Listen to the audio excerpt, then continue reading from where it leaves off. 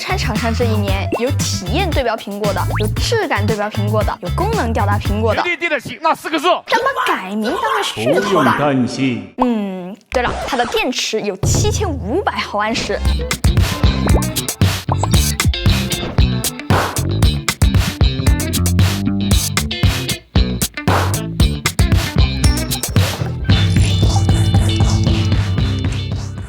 小米这个从小米13开始就用下来的外观，终于大变样了。反正官方也明说对标了，你就看这个机台像不像吧？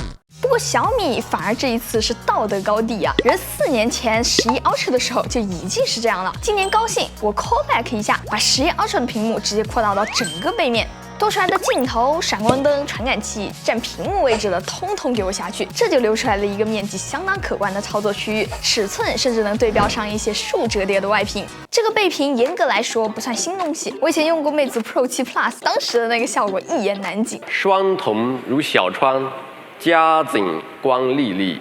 更戏剧的是被我给用进水了，然后我就换到了小米6，屌爆了！后来又觉得11 Ultra 的副屏总是差点意思，要我说那是因为太小了。现在这铺完了之后，换个壁纸，谁还看得出来这里是屏幕？往右滑是相机，往下滑是通知，播放音乐，来外卖了，要坐飞机了，信息都会在这里显示。长按呢就可以快速的切换壁纸。这个外屏的用法有点像是小折，但实用的程度怎么说呢？也有点像小折。手机里的应用是不能跑在这个小外屏上面的，它平时还是更多的用来展示信息。来电话为啥不从正面接呢？暂停音乐正着操作不比反过来顺手吗？而且这个背屏的全局息屏自动亮度还不够灵敏，在室内的时候总觉得亮度还不太够，后面还可以再 OTA 一下。要我说，现在这个背屏最大的作用就是狠狠地展示一波个性，这不比啥手机壳都强。刻骨铭心的仇恨就是友商。我甚至还渲染了一个磨砂质感的后盖，手工计算了一下位置和比例，再微微调一下光线。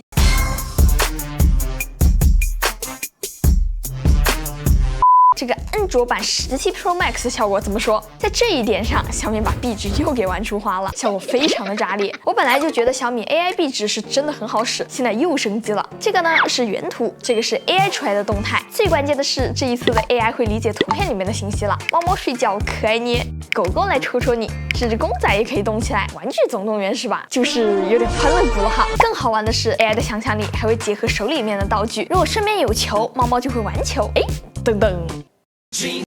如果手里拿着饮料，就会拿起来喝。看看这个头发丝儿也能跟着一起动的效果。哎，不是，你这吸管怎么往鼻子里面戳啊？总之，这个 AI 壁纸玩起来超级上瘾，根本停不下来。套上这个壳子，然后我们再进一个游戏模式，体验不得吊打那些第三方游戏手机壳啊！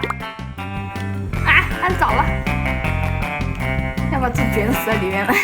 感觉小米17 Pro Max 这一波全面对标 iPhone 17 Pro Max， 方向对了，而且比 iPhone 还要激进。你看影像模组全都给他们让位置，我第一眼看到我都吓一跳了，怎么是双摄啊？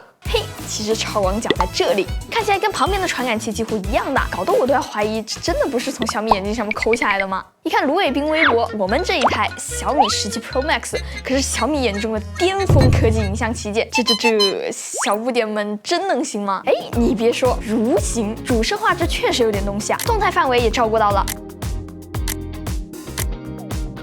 不过长焦和超广角就有点受限于这个体积了，长焦对焦距离大概是在这个位置，勉强够用。不过讲道理，效果还是可以的。但是超广角的画幅直接就成这样了，画质也不太够看。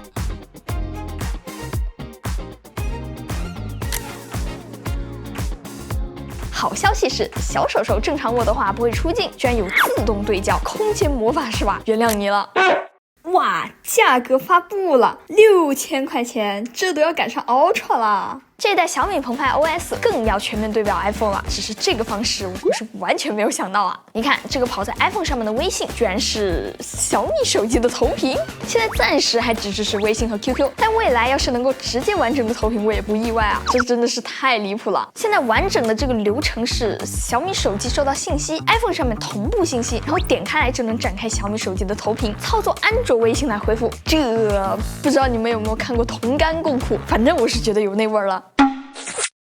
而且这个联动还有很多小的思考，就比如说你查看小米手机的位置，一键响铃，手机掉进沙发缝的时候就爽了。这里还能主动发起热点连接，总之就是足够贴心到无感了。这里还能直接访问小米的云相册，这样我小米11、12S Ultra 之前的照片都可以直接下载原图。这个找老照片的体验完全不输小米自家的相册啊。反正这种联动程度，未来记住感觉怎么样呢？双持 iPhone 和小米的肯定是爽到了。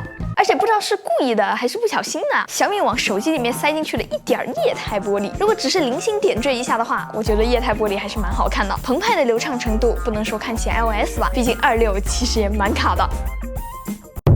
HyperOS 3现在超级丝滑，你看我这样折腾，强如小米15S Pro 也包卡的。澎湃还是经受住了考验，至少刚上手的体验是比较让人满意的。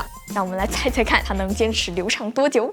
小米这一波大版本的系统更新还塞进去了不少的东西，有几个小变化，最直接的就是上导了。本来小米和华为是少数坚持不上类苹果的中置灵动岛的厂商，但灵动额头和焦点通知嘛，颜值比较挑人，逻辑也比较混乱。这一波随大流未必是坏事，而且小米的这个灵动岛动画很短。